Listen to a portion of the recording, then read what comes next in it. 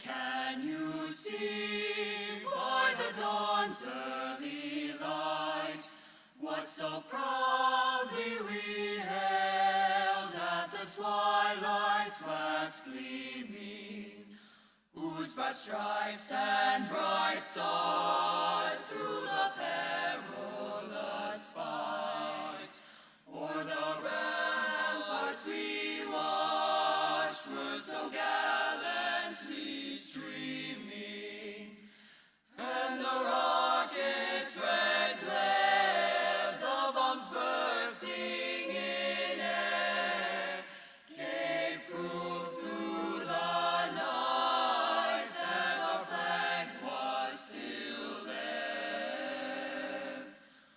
Oh, say does that star-spangled banner yet wave o'er the land of the free,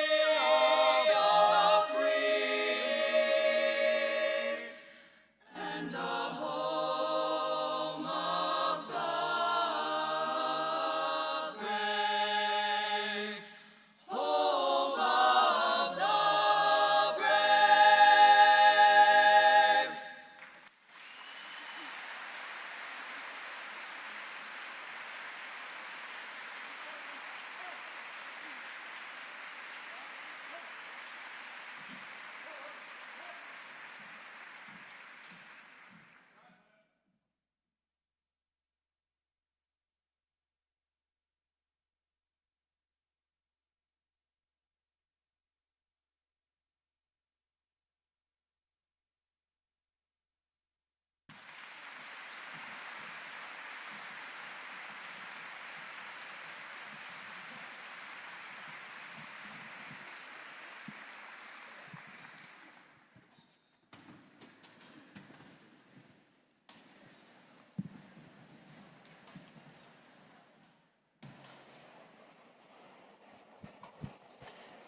Give it up for the Roosevelt High School Choir and the Washington High School JROTC.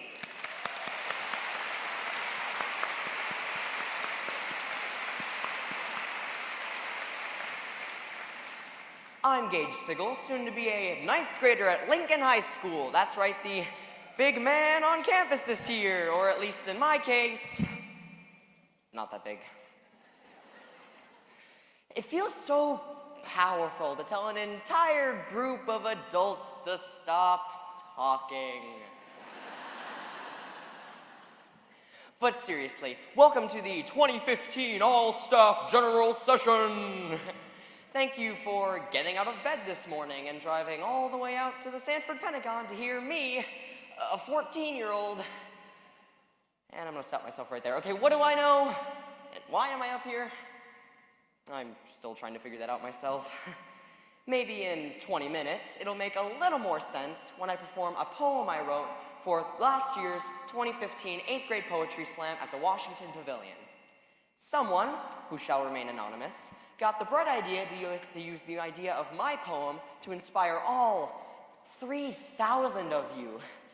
So I hope you're all feeling generous when I'm done performing my poem, because I can think of a few other things I'd rather be doing at 8 a.m.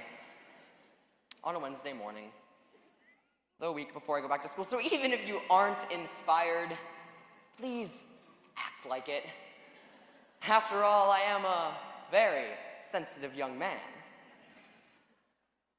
Wait, who's that? I wonder what I should draw. Some blue sky, maybe a happy little cloud here. There are no mistakes in painting. You just blend the colors and make the trees do a happy little dance. Excuse me. Crazy hair kind of doing a thing here. Wait, are you the new superintendent, Dr. Brian Marr? No, are you kidding me? Haven't you seen the district website with his picture plastered all over the place on that thing? Yeah. Does this look like his hair? Sure. Come on, his is gray, mine is brown. Obvious difference. More importantly, don't you know who I am? I'm Bob Ross, the legendary canvas painter. I had my own show on public broadcasting and inspired millions of people to get in touch with their creativity. Even though I passed on from this life 10 years ago, I like to come back once in a while to spread my message that every day is a good day when you paint. So, I've got my acrylics here, I've got my painter's palette, and apparently I have a large studio audience. So, what are you painting? Well, I never really know until I'm finished. Right now, it just looks like a big blob of nothing, doesn't it? It sure does. Actually, it looks kind of like a blue ribbon. Blue ribbon.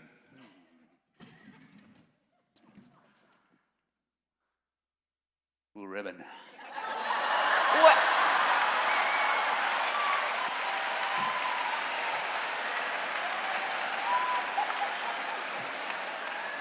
Wait a second. Is that what I think it is? You're darn right it is. This is Grandma Ross's 10-time Blue Ribbon Award-winning homemade apple cider. Would you like a drink? No. Get out. Well, actually, I did hear something about the state putting together a blue ribbon task force, so paid teachers, like my mom, can earn a little more money. Yeah, they had task forces looking at school funding even before you were in school. Back when I was still on TV, live that is, on TV. Come to think of it, I think they had a state aid task force 12 years ago, and 14 years ago. I think 14 years ago there were 2. And I'll probably continue having task forces until you're old and bushy-haired like me. It all boils down to money, Gage. If schools don't have it, they can't spend it. They can't spend it on teacher salaries.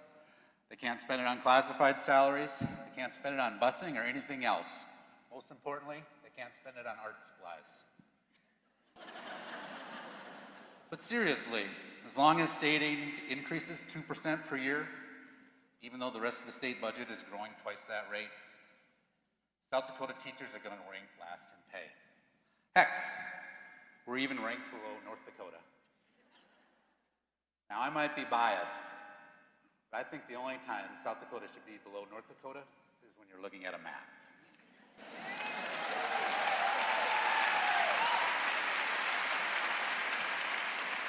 You got that right, Bob.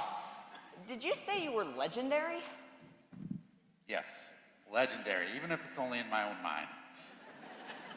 I like to say, every day is a good day when you paint. Check back with me later. You'll find that I have used my long-suppressed magic skills, inside joke, nobody got it, to create a masterpiece. Okay, Bob. Whatever. Now I'm really wondering what's going on. I'm talking to the ghost of Bob Ross. Maybe 8 a.m. was a little early for me. So I'm gonna go take a nap. But while I snooze, you won't lose.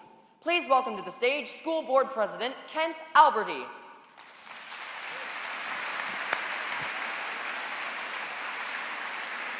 arrived at What? It's really not fair for me to have to follow that. And Bob looks a lot like Todd Veek, sounds like him, and Todd dressed casually. I guess he's ready for school to start. So, well, it's my honor today to welcome all of you to the 2015-2016 school year. And I've got a few introductions that I'd like to make before I start my comments. But before I do that, usually when I give these speeches at the assembly like this, the last thing I say is, have a good year and have fun. And this year we're starting out with the fun, and that makes me feel very good. The introductions I'd like to make are, first of all, my fellow school board members. Vice President Todd Tulke.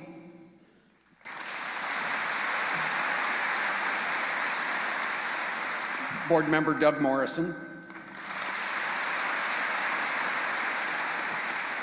Board Member Kate Parker. and Board Member Carly Ryder.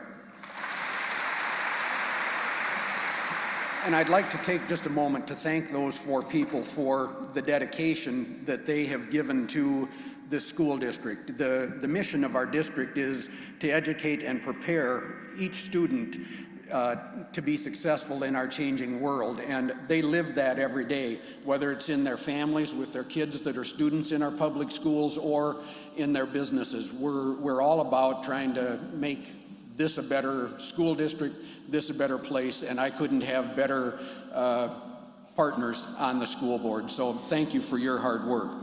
It's also my honor to introduce our new superintendent, Dr. Brian Maher. And Brian, as the son of a school custodian, has a firm appreciation for the role that each and every employee plays in creating a strong and successful system.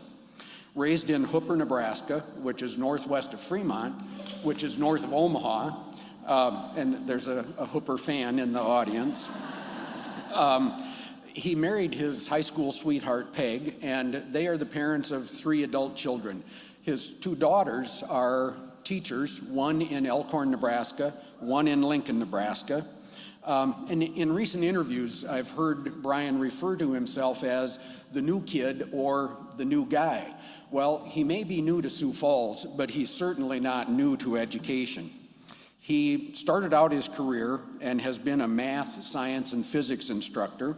He's a coach, an assistant principal, a high school principal. He comes to us with 16 years of experience as a superintendent, 8 years in the Centennial, Nebraska School District, and 8 years in Kearney, Nebraska. One of the greatest strengths that we as a school board saw in Brian Maher is his commitment to include the board members as part of a collaborative team, working to ensure the success of every student. He's told us that he believes in the power of presence, meaning that it is important to him to be present in the buildings, to be present in the classrooms, to be present in the community. He sees himself first and foremost as a teacher, as an educator. The root of the word education is Latin. I had to look that up, meaning to bring out. And as a board, we are confident that Brian Maher will bring out the excellence in all of us, in the district, in the board, in our staff, our students, and our community. Our community has a high expectation and vision for student achievement and quality instruction. As elected board members, we represent and support the implementation of that vision. We applaud the spirit of collaboration and excellence that Dr. Maher brings to our district. Collaboration among the board, the superintendent, and all of our employees. We are happy to welcome Brian Maher to Sioux Falls. We look forward to working with him and with all of you to educate, encourage, and empower our students. Dr. Maher, welcome. The stage is yours.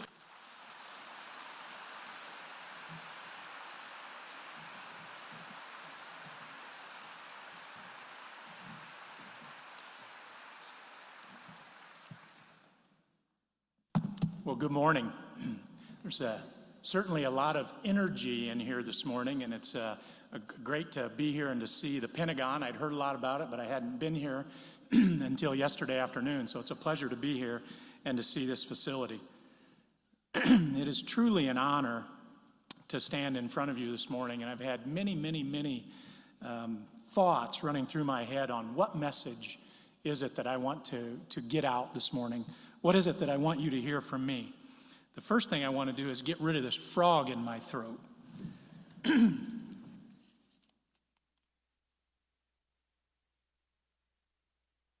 Hopefully that's better. Each time I thought about how to start this morning, all I could come back to was to start with thank you. And there I think are many thank yous that I need to talk about this morning. And I think it's good to come to you from a place of gratitude, which is where I stand this morning. First of all, I want to say thanks to folks that made today happen. The folks at Home Federal, the folks at Architectural Inc.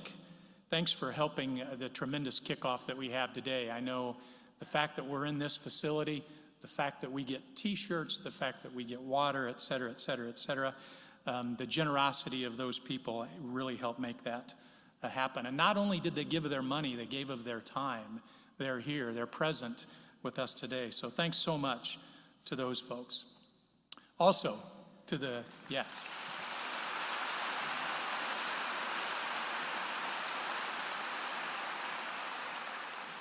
Also, to the junior ROTC, thanks so much for having your students available and to present the colors here to us this morning. And to Robin Holcomb and the Roosevelt Choir, thanks for kicking this off, and thanks for having this be a student-centered morning. Thanks very much for that.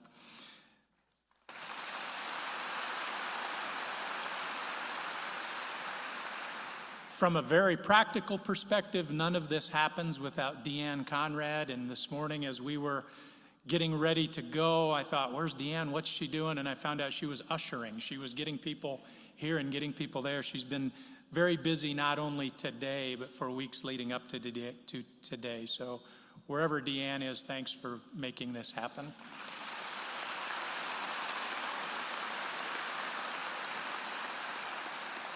And to the board, while President Alberti already introduced them, I want to say again thank you to Kent Alberti, to Doug Morrison, to Kate Parker, to Carly Ryder, and to Todd Tolke. These folks represent our community. They're the elected officials. They tell us what the community wants and needs. Our community has entrusted them, you, with an awesome task and an awesome responsibility. I thank all of you for your service, and I thank you for the trust you've placed in me.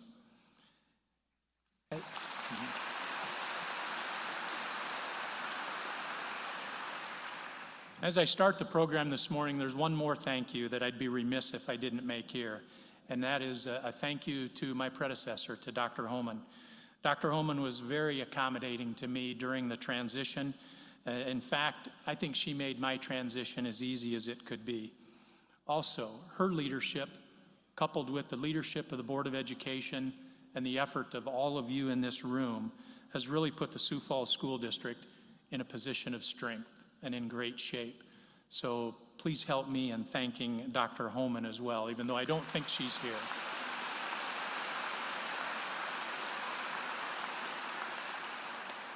Well, Mr. Alberti already gave you a little bit of a brief bio on me, and I'm going to repeat a few things. And for those of you who have heard me speak prior to today, I give an apology in advance because many of the things are going to be the same as what you've heard. But hopefully there's a little bit of a fresh perspective here today.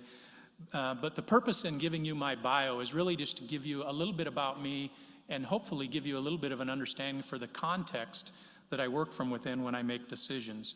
And maybe that information will help you understand why I make some of the decisions that I make.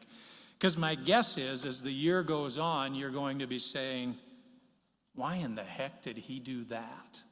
So hopefully you'll have a little bit of an understanding of that context. First of all, as Kent said, I'm from Hooper, Nebraska.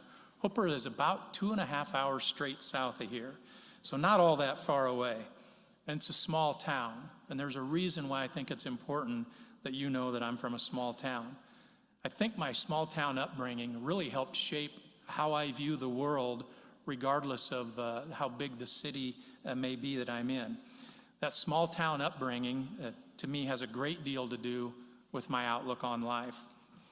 In Hooper, everybody had to carry their own weight, if you will, and everybody had to do their thing for Hooper to thrive, for Hooper to be a place for people to live and for people to grow and raise families. The doctor, the grocer, the farmer, the mayor, and yes, that elementary school custodian, they all had to do their thing for Hooper to thrive. In fact, my dad used to tell it to me this way. He used to say, we've all got our own water to carry. And I think that's so true in what we do. So that's the small town in me, and that's how I look at what we all have to do. In that small town, I met my current wife. I'm married to Peg, my high school sweetheart. I love her dearly, and to the best of my knowledge, she reciprocates that emotion. We've been married for 32 years. We have 3 grown children, ages 27, 25, and 24. As Kent said, my oldest daughter teaches in Lincoln. She's a middle school math and science teacher. My youngest daughter teaches in Elkhorn. She's an elementary school special education teacher. And my son is married to a kindergarten teacher who teaches in Lincoln. My son may also someday teach, but right now he's trying to figure out whether or not he can make a go of professional football. So we'll see how that venture goes for him. But I love watching my kids, my daughter-in-law, grow in the profession of education. And I promise all of the teachers in the room that they try to keep this superintendent very humble regarding my role in a school district and tell me the significance of their role in a school district. They do their absolute best to keep me humble and keep me up to date on what's going on in the classroom. By way of professional preparation, my bachelor's degree and my master's degree and my doctoral degrees were all completed in the state of Nebraska. My bachelor degree was completed at Midland College in Fremont, Nebraska, Midland University now. And as a diehard Cornhusker fan with 2 degrees from the University of Nebraska, I'm going to take just a brief point of personal privilege here and say that one day, I hope, current Washington student Matt Farniak will talk about the degree he has from the University of Nebraska.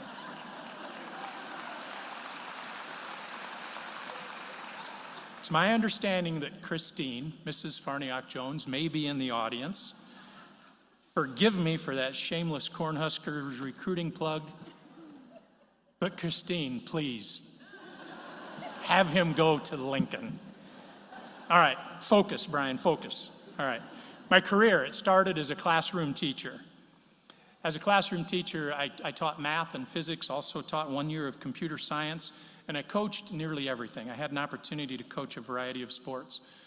I was an athletic director, I was an assistant principal, I was a high school principal, and for the last 16 years, I've been a superintendent. I have loved, and I mean this, and I know I may have selective memory at this point, but I've loved every phase of my development to be where I am today. Teaching and coaching are the reason that I got into this profession. Teaching and coaching are things that I thought I would love, and I did. And they are the basis behind every decision that I make today. And I really contend that all I do today is teach and coach from a different classroom than where I used to. I'll give you a little more on this later. But I came to Sioux Falls with a 100-day plan. Many of you have seen that, have heard from that. And as Bob Ross said earlier, my face has been plastered all over the website. I think it's even been referenced on there. But really, the 100-day plan really boils down to 4 areas of importance for me. Number 1 is meeting people, and that's really the easy piece of all of it.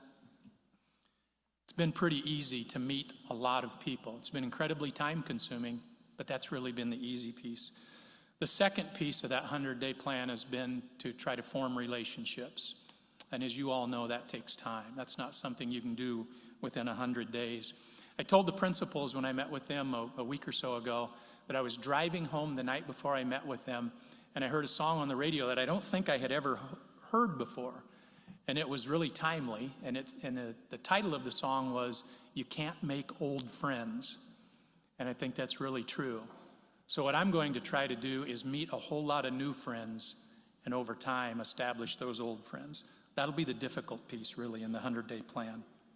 The third piece of that 100-day plan that I think is so critical is learning about our school district, what makes it great, learning about our community and what makes it great, and learning about our state and learning about what makes it great.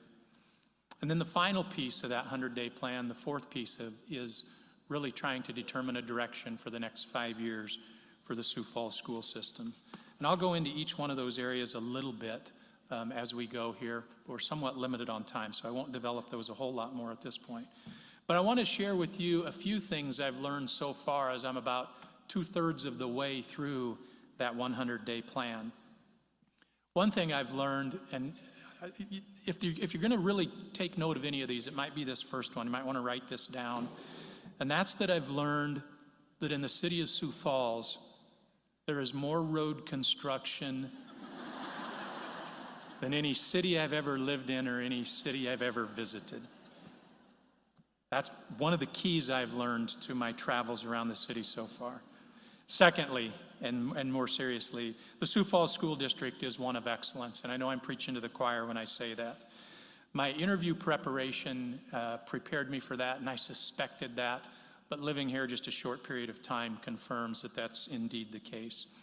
The Sioux Falls School District is full of quality people, and again, I know I'm preaching to the choir. Last week, I had the opportunity to be at the Education Foundation breakfast, and I know some of you in this room were there. And during that breakfast, Dana Dykhouse spoke, and he said something that I think is very true and something that I will lean on as something to talk about as I go forward. And he talked about the advantage that we have in Sioux Falls. And he was very specific about some of the advantages that we don't have, but really talking about the one advantage that we do have. And our advantage is in our people. It's in the 3,000 plus people we have here and in the other 170,000 plus people that we have in our community. And I can tell you that in my brief period of time, that my experience lives up to what Dana was talking about. I believe he was spot on in talking about how special the people are here. Another thing I've found out is the district is a mission-based and goal-oriented school system, and I don't look for that to change. Good things have happened. Quality programs and people are in place. So we want to continue that. There is a commitment to education in the community. Now, you would expect there would be a commitment to education within inside our organizational walls, and that certainly exists. But there's a commitment to education in the community of Sioux Falls, and it's evident if you want to see it. It's evident in the support that we get from the folks in the city for our school system. It's evidence in the types of opportunities people of Sioux Falls have. It's evidence, there's evidence in the corporations, the medical community, et cetera, et cetera, et cetera, that exist inside our city. So that what a position of power to be in when your community values education. What else have I learned? Well, as mentioned earlier, I'm part of the Blue Ribbon Task Force. So I'm learning a lot about South Dakota school finance, and I'm also learning a lot about the political structure in the state of South Dakota. The third meeting of that Blue Ribbon Task Force is next week.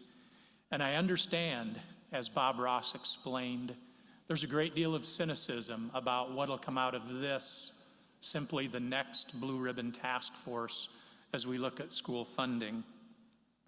But I can tell you, I'm optimistic. Right behind that, maybe some would say, yeah, you're naive, which may be true. But I'm optimistic as we continue that journey. And I really believe that there is some momentum this time around to make a difference. And I believe that we can make a difference.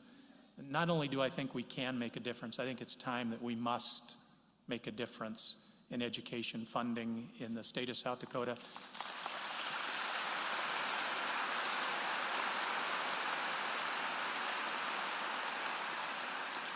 And you applauded before the point where I thought you might, and that is, I think we must make a difference in teacher salaries in the state of South Dakota.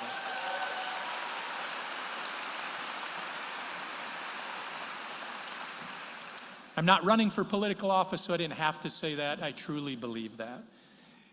In the Sioux Falls School District, an interesting fact, and maybe most of you or all of you know this, we employ about 3,200 people. When you look at the number of adults that we employ in the Sioux Falls school system and compare that to all the colleagues that we have as employers in the city of Sioux Falls, we're the fourth largest employer in this city. We're behind Sanford, Avera, and John Morrell in terms of the number of adults that we employ. That's an awesome task, an awesome responsibility, but an awesome thing to remember is that we're quite an economic driver as an organization in this community. When you add our pre-K through 12 enrollment of just over 24,000 students to that mix, you come up with well over 27,000 humans affected in our organization. And it's very quick to see what an intensely human enterprise the Sioux Falls School District is. Another interesting fact about our school system is we have over 3,500 students in our special education programs. To give you an idea of the context of that responsibility, if our special education students were their own school district in the state of South Dakota, they would be the 6th largest school district in our state, just our special education students alone. I've said awesome a couple of times, and this time I really mean it. Not that I didn't mean it before, but this time I really mean it. What an awesome task that is for our school district. What an awesome responsibility that is for our school district. And truly, what an awesome opportunity that is for our school district.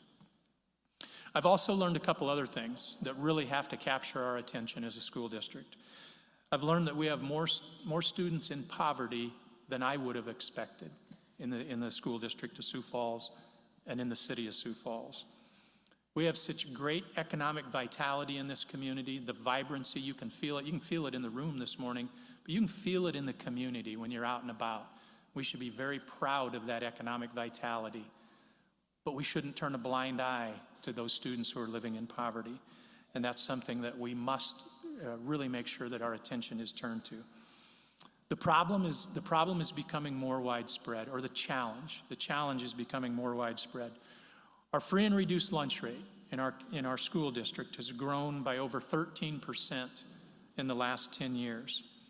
And a recent history shows that poverty rate, or that free and reduced lunch school rate, grows by 1% to 2% annually in the school district.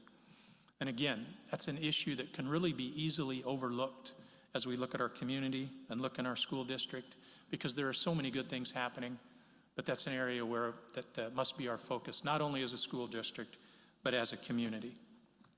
So given all of that, what are my expectations for our school system? Expectation number one, and I think this is critical, that truly is to continue the good work that's already in place. I really believe that we all stand on the shoulders of those that have come before us. So I want to honor the work that is already in motion, and I want to continue that good work. I want to make sure that I don't derail any part of that momentum that is headed well down that track. There are good things in place, and I want to continue those. Second, and I mentioned this earlier, I want to get to know the people in our community, and I want to get to know the people in our school system. I truly believe that as a public school superintendent, you are a public servant. I am a public servant. I think it's critical that I know the public that I am serving. Third, I want to lead our community and our school district through a strategic plan. And simply what I want to do there is help shape the immediate future for our school district. As mentioned earlier, as I talked about earlier, about some of the good things I've found so far, some people have said, well, what have you seen? What are the issues you want to address? I can tell you there aren't any gaping wounds. There aren't any things that need triage. But with any organization, I believe a strategic planning process can help us do a couple of things. One, it can help us with that continuity to keep those programs of quality continuing in their momentum and continuing down the right track. But also a strategic plan can help us shine a light on some of those gaps that we need to address, whatever they are. And we'll get about addressing those in the months to come. But there again, I would tell you there aren't any clearly obvious wounded areas as a school district that I'm going to set out to fix, because I don't believe we're broken. I don't believe we need fixed. We simply need to look at an improvement, the improvement of our school district. And my final thought, or my final expectation is this, and before you react, because I know we have all employment categories sitting here, I want you to hear me out. Everything we do is centered on the classroom. Everything we do is centered on the development of the student. That doesn't take place in any one category of employment. No category of employment is above or beneath any other category of employment. We're all about preparing each student. That's the mission that each one of us must have. So, everything I do as the superintendent, everything you do as a custodian, everything you do as a teacher, everything you do as an EA, everything you do as a member of the clerical staff, yes, everything we all do is to support the effort in the classroom. That's our mission. That's what we have to be about. If our effort does not support the classroom, we really have to wonder if that effort is necessary in our school system. We're in the business of preparing kids To accomplish our mission, student growth has to be our focus. I'll come back later and try and reinforce that concept. But first, I want to bring back to the stage somebody that's already stole the stage, and that's Gage Sigel. As you know, Gage was the winner of the Poetry Slam last spring, and I happened to be in Sioux Falls on that day, and Dr. Homan took me to the Washington Pavilion to witness that event. And for all of you who are responsible for that event, wow, what an event that is. As happens from time to time in my role, during that event, I had a phone call from Kearney that I had to take, so I had to leave the theater and go out in the hallway and take that call. I missed one performance in taking that call. The performance I missed was the winning performance. And while I've watched Gage's performance a couple of different times now via podcast, I look forward to seeing it live and hopefully you all do as well. So I say to you, Gage, the stage is yours.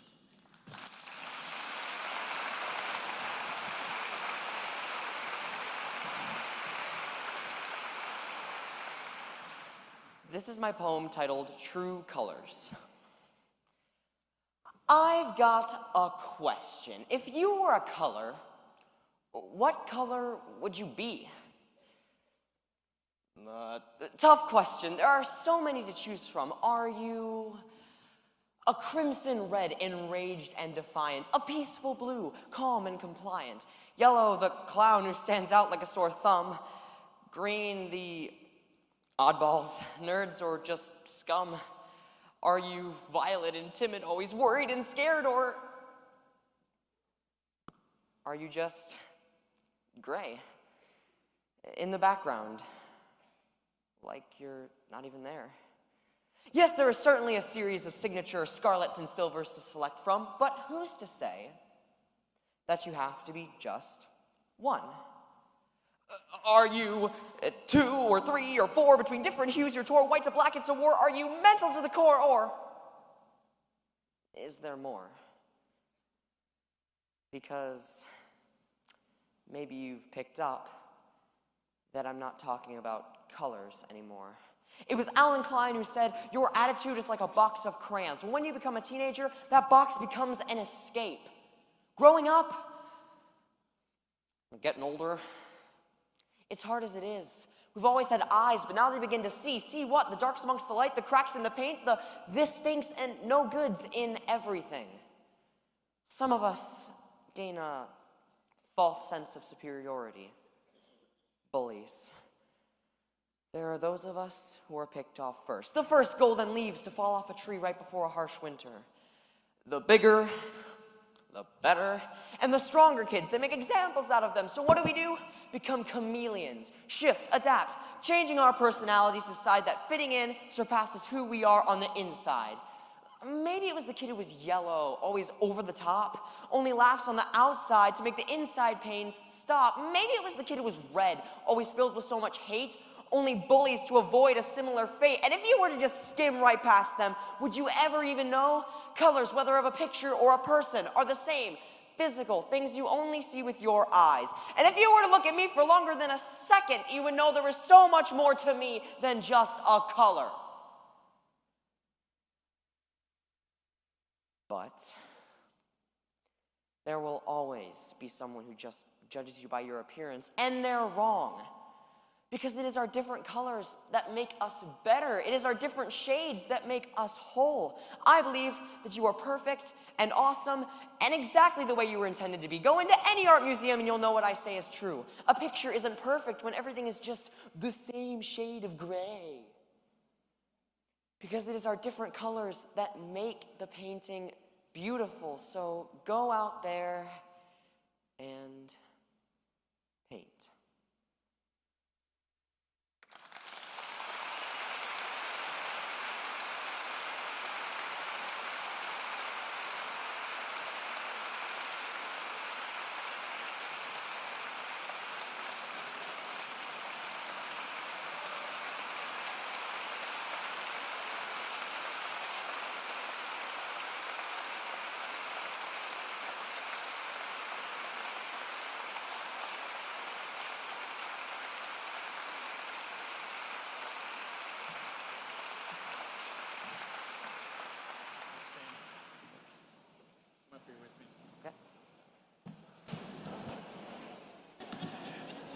I don't know if you noticed, this may be the last time.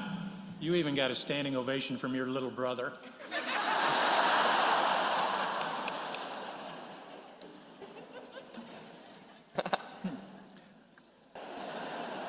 Well, Gage, that was worth the wait for me. Thanks so much. I appreciate it. A couple of things running through my mind when Gage finished up. And the first thing that ran through my mind was, why did I have him right in the middle of my speech? But more importantly, there are a couple of things that I wanted to the reason Deanne Conrad, by the way, the person who wasn't going to be named, this was her idea, and what a great idea.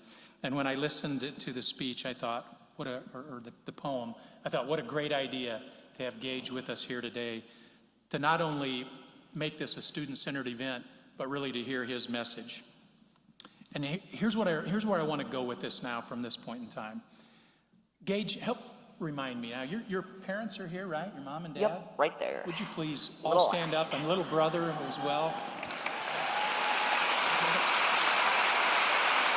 Remain standing, stay up.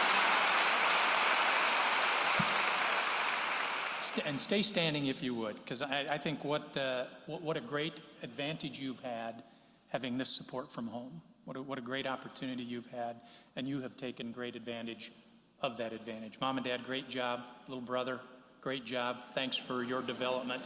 But I think in terms of Gage's development, Gage, probably you had a teacher help you last year. Did you have a teacher help you at all? Yes, a couple teachers. It was kind of more than one. My LAR teacher, Mrs. Andrews, last year, and probably my social studies teacher, Mrs. Larson, which is right there. Could you both stand up, please? Could you both stand up? Stay standing.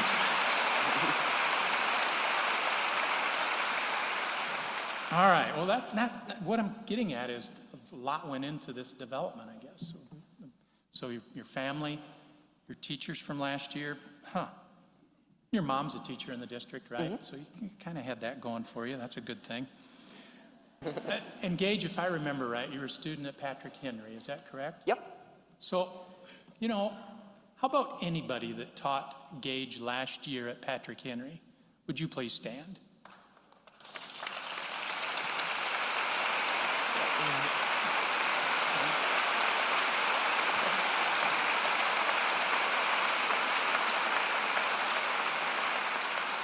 All right, remain standing, please. Now you probably get an idea of where I'm going here. All right, this all didn't happen in a year. How about anybody at Patrick Henry who has taught Gage during his time, during his 3 years at Patrick Henry? Any teacher who taught Gage at Patrick Henry, will you please stand?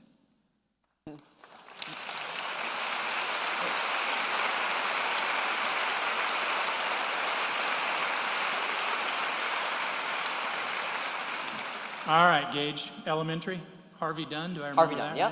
Right? All right. Harvey Dunn, if you ever had Gage in a class at Harvey Dunn, please stand and remain standing.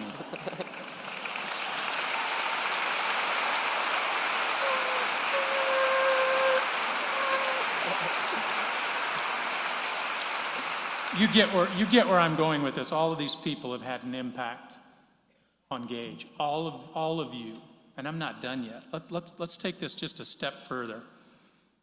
You can see there's a whole lot of people who have impacted Gage's life.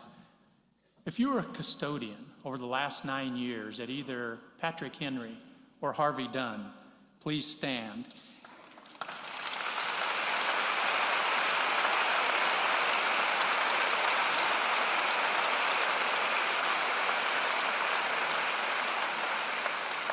In fact, if you were an EA, a secretary, an administrative intern, a bus driver, if you mowed the lawn, if you cleaned the sidewalks, if you worked on the technology that supported Harvey Dunn or Patrick Henry, please stand and remain standing.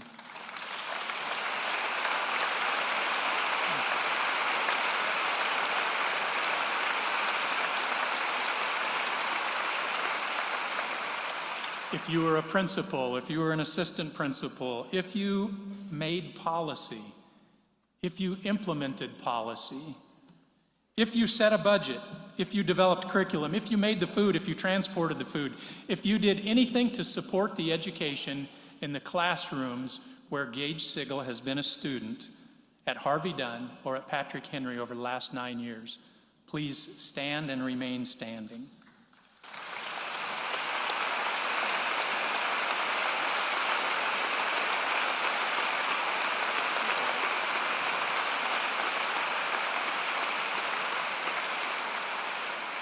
Now everybody, please look around, and I'm sure there are a lot of you who aren't standing, but please look around and just get an idea of what goes in to the development of Gage, and certainly no small part of this development comes from anybody other than mom and dad. So I appreciate the core of where this all starts.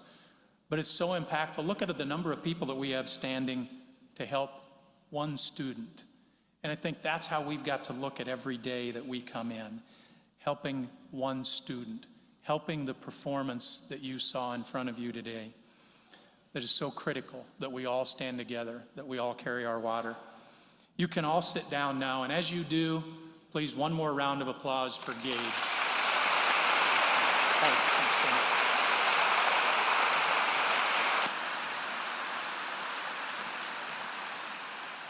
My point, your role in this district matters. As mentioned earlier, my dad was an elementary school custodian.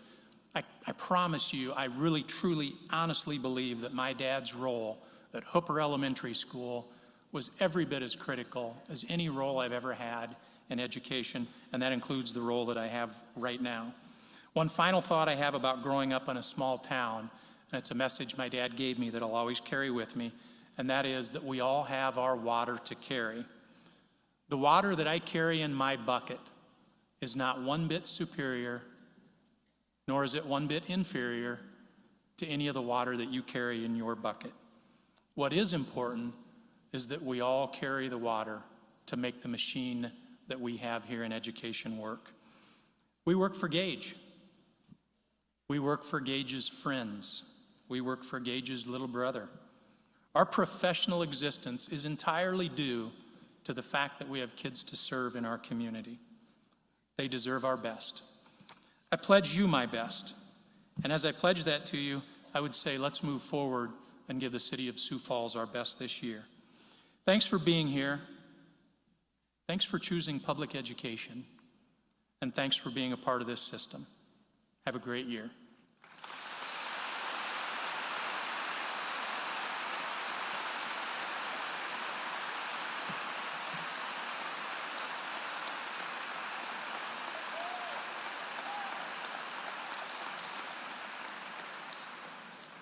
It is now my pleasure to introduce the Lincoln High Color Guard under the direction of Emily Savage.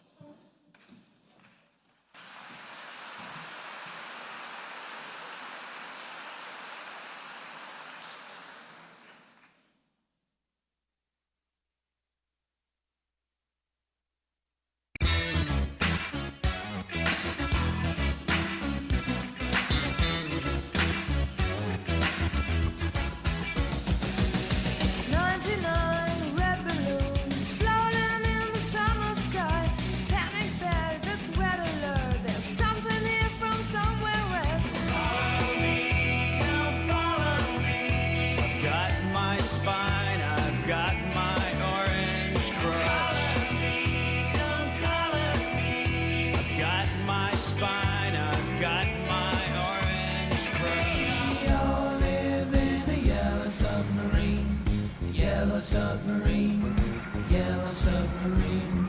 We all live in a yellow submarine, yellow submarine, yellow submarine. And John Deere Green, on a hot summer night, he wrote Billy Bob loves Charlene, and letters 3 foot high, and the whole town said that he shouldn't use red, but it looked good to Charlene. And John Deere Green. Bomb, dang, dang, dang, ding, dong, ding, dong, ding, dong, dong, dong. sing alone without a dream in my heart, without a love of my own. Dang, dang, dang, ding, ding, dong, ding, doo, doo, doo.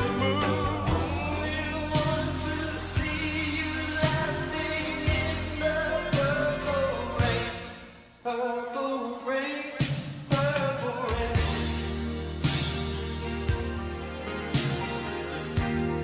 Purple rain, purple rain.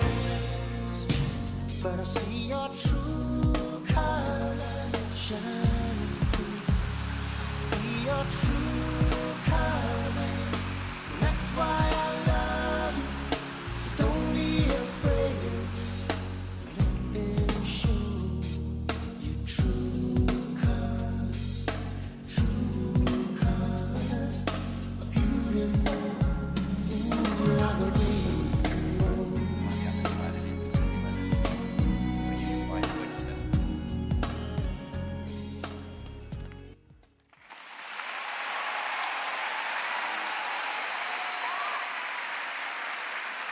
I'm coming this way.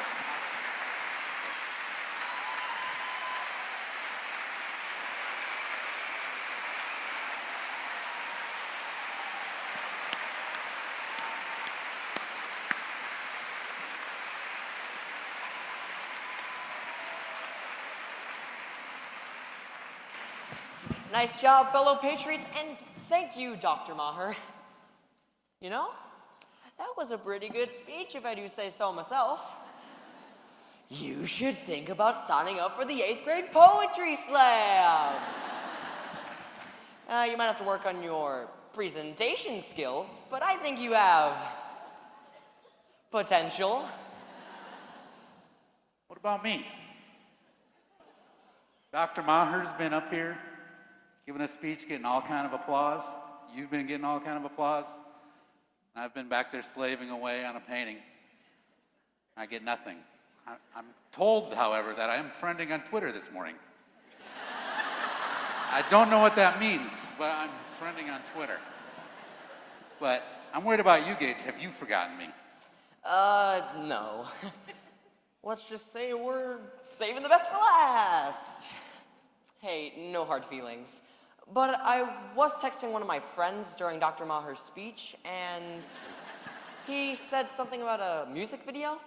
Yeah, I've got a music video. Let's take a look.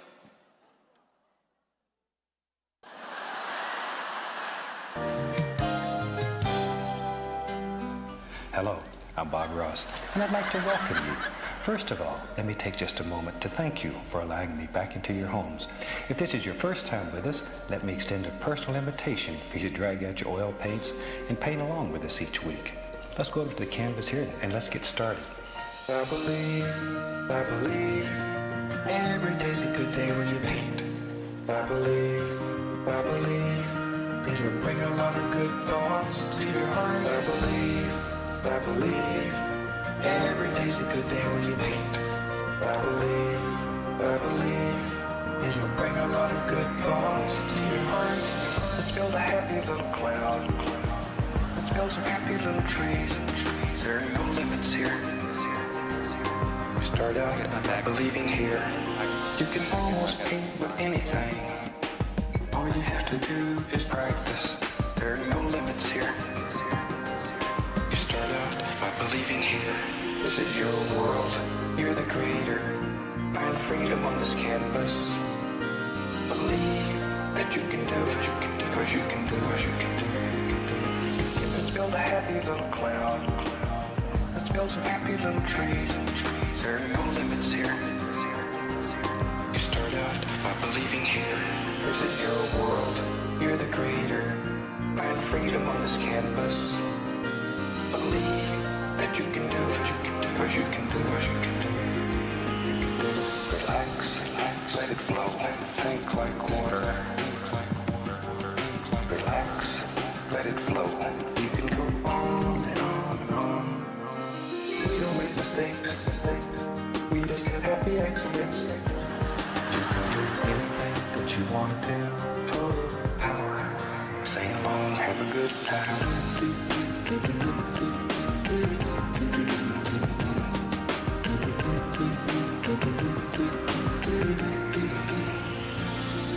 your world.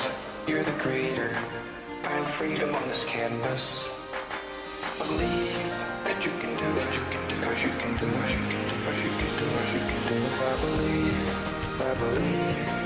Every day's a good day when you paint. I believe. I believe. It'll bring a lot of good thoughts to your heart. I believe. I believe.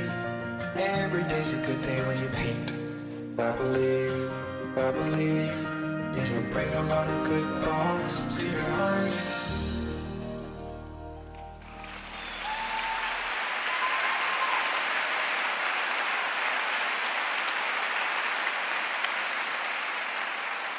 Every day's a good day when you paint. And look what I've been working on. I've been freshening up the colors of the district logo. And here it is. Pretty good, huh? Not bad. Not bad. And speaking of colors, our friends at the Architecture Incorporated have once again stepped up to fund staff t-shirts. Yay! Woo! Okay.